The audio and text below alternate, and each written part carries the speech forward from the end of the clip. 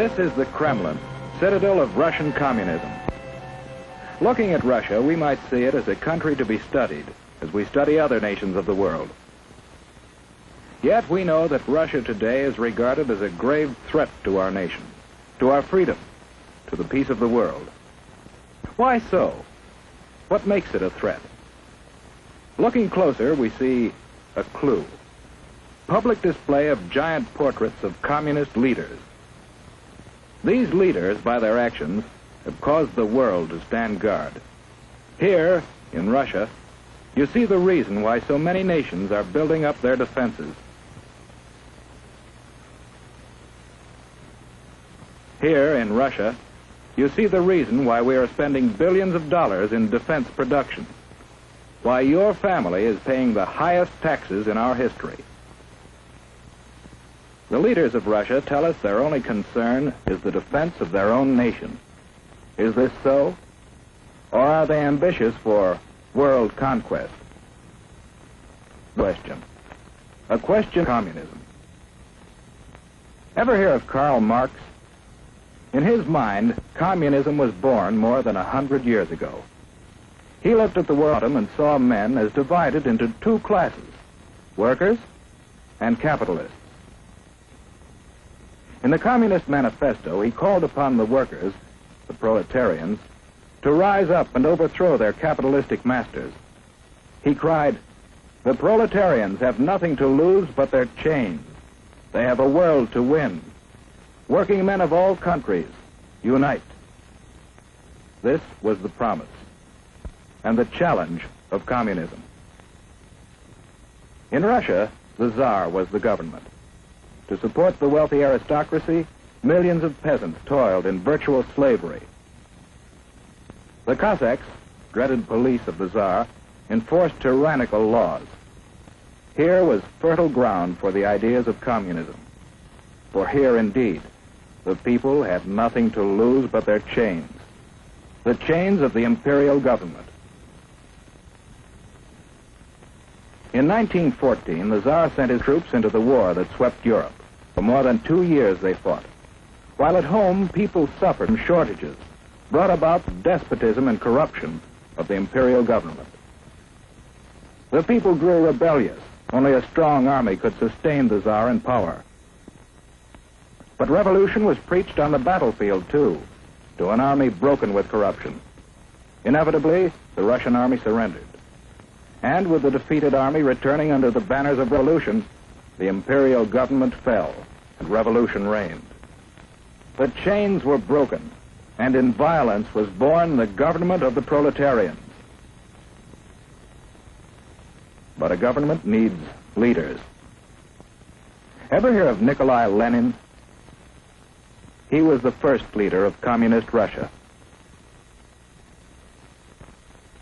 Leon Trotsky was another. Lenin lived but a few years, and out of the vicious struggle for power that followed his death, Joseph Stalin emerged as undisputed leader. Here was a new face, but in the background was an old one, Karl Marx. He established the ultimate aim of communism as world revolution. And the rulers of communist Russia, while firmly establishing their authority at home, created an international organization to stir up revolution throughout the world. Communism was on the march. Stalin was in the Kremlin. But what of the people? The proletarians who had fought to win a new world. Their new world might look promising, but although the land had been taken away from the capitalists, the workers didn't get it. Under communism, virtually everything belongs to the state. The individual has little right to own property or to plan his own life. He's told where to work with his employer. Little freedom to leave his job or seek a better one. Whereas we believe, and our religions teach, that the individual is all important, communism denies religion and debases the individual to a part of the vast machine that powers the state. Children are taken early and molded to fit the machine.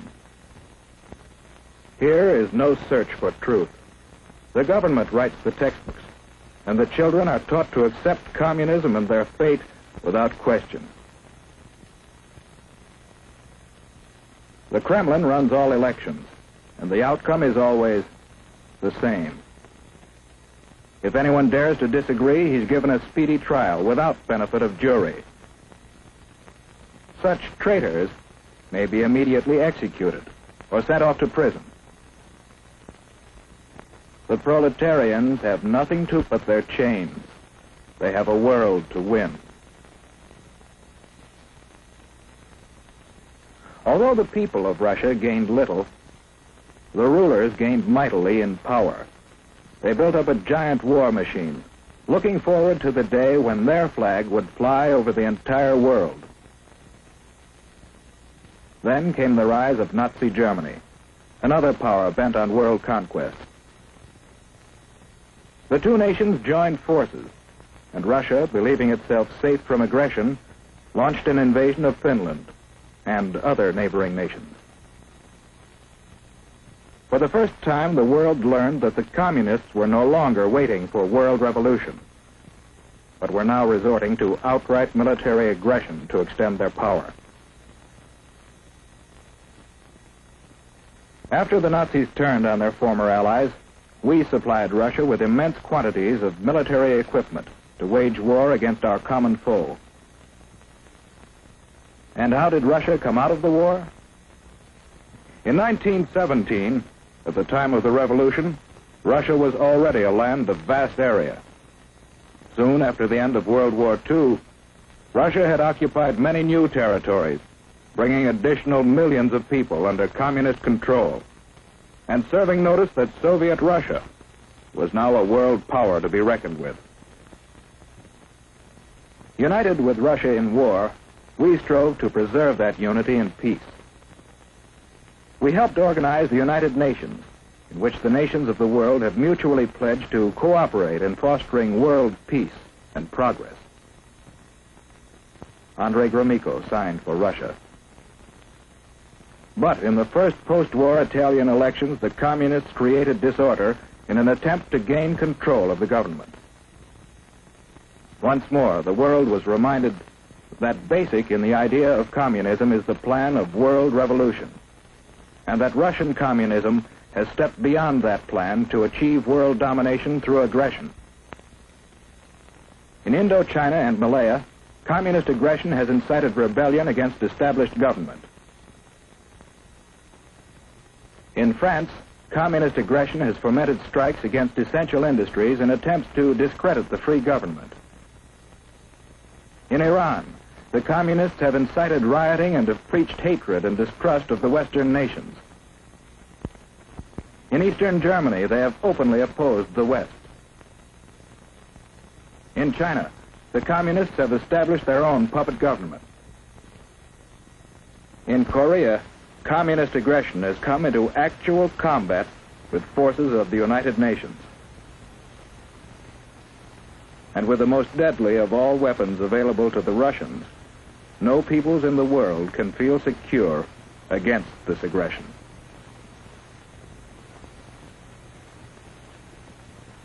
How are we meeting this challenge?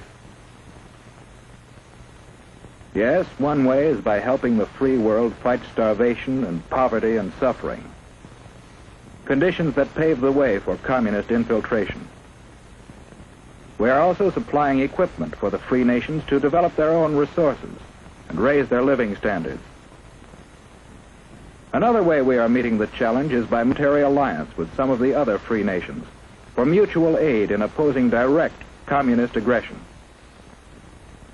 And we are building up our own military defense. But do these preparations mean that we have abandoned hope for peace? No. In the United Nations, we are continually seeking a workable plan for living in peace with communist Russia. Because we want peace, but we do not want this. We believe in freedom. Freedom, born of the conviction that every person is a child of God and is therefore of supreme worth. For these people, for ourselves, for everyone. We want freedom, not tyranny.